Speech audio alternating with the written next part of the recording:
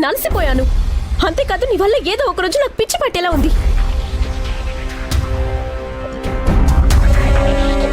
అరే నన్ను నా ప్రాణాన్ని వదిలిపెట్టాలంటే నీకేం కావాలి చెప్పు. ఎన్ని రోజులని నువ్వు నన్ను ఇలా ఇబ్బంది పెడుతూనే ఉంటావు చెప్పు. నేను నిన్ను చివరిసారిగా వార్న్ చేయడానికి వచ్చాను ఆనంది. ఇకనైనా నీ చేష్టలు మానుకో,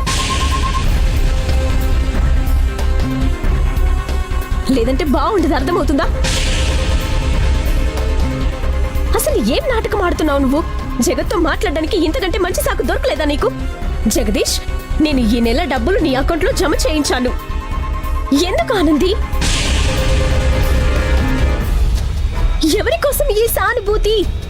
జగత్ అయితే నేను భిక్షం అడగలేదు కదా. పైగా ఈ డబ్బులు నీ జేబులోంచి ఇవ్వడం లేదు కదా. మరి ఇలా ఎందుకు సానుభూతి చూపిస్తున్నావు? అవును కదా, ఇలాగే అనుకున్నావు కావచ్చు. జగత్ అయితే నిన్ను వదిలేసి వెళ్ళిపోయాడు. అందుకే అతన్ని నీ జీవితంలోకి తిరిగి తీసుకొచ్చుకునేందుకు, అతన్ని ఇంప్రెస్ చేయడానికి, అతన్ని నీ వైపు తిప్పుకోవడానికి ఇంతకంటే మంచి అవకాశం ఇంకోటి ఉండదనుకున్నావేమో.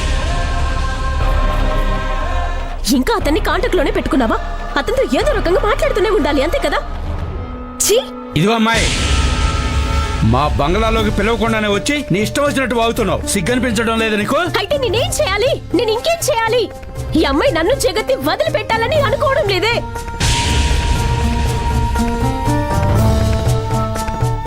ప్లీజ్ మమ్మల్ని డిస్టర్బ్ చేయకు. మేమిద్దరం చాలా సంతోషంగా ఉంటున్నాం, ఆనందంగా బ్రతుకుతున్నాం. మమ్మల్ని అలాగే బ్రతకనివ్వు ప్లీజ్.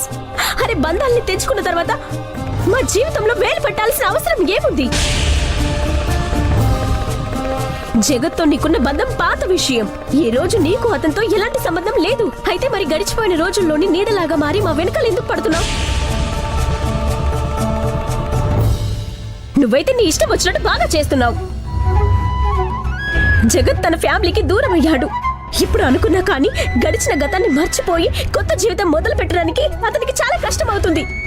ఎందుకు? ఎందుకంటే నువ్వే అతన్ని అలా చేయకుండా ఆపుతున్నావు. నువ్వు వంటగదిలో నుంచి బయట అడుగు పెట్టలేకపోయావు. జగత్ బాగుపడితే ఎలా తట్టుకోగలవు నువ్వు? నువ్వు కోరుకునేది ఒకటే ఉంటుంది, ఏదో ఒకటి చేసి జగత్ని తిరిగి తీసుకురావాలని. ఇక నీకు అవకాశం దొరకాలని నువ్వు గిరిజ చాలా